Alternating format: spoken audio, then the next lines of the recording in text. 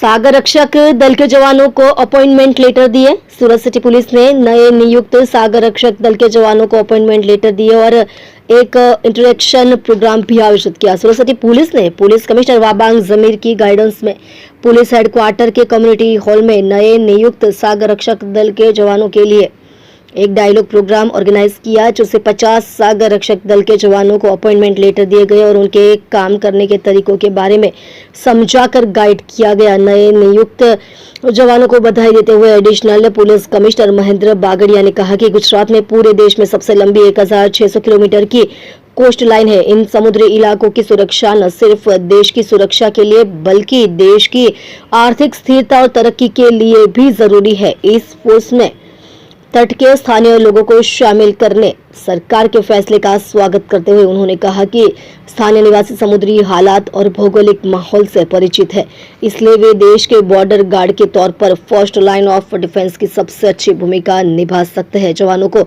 उनकी गंभीर जिम्मेदारी का एहसास कराते हुए उन्होंने कहा कि सी प्रोटेक्शन फोर्स की भूमिका को कम नहीं आंका जाएगा। अक्सर देश विरोधी और गैर कानूनी कामों को अंजाम देने के लिए समुद्री रास्तों का इस्तेमाल करने की कोशिश होती है, इसलिए समुद्री सीमाओं पर उनकी लगातार निगरानी और चौकसी देश की सुरक्षा के लिए बहुत जरूरी है।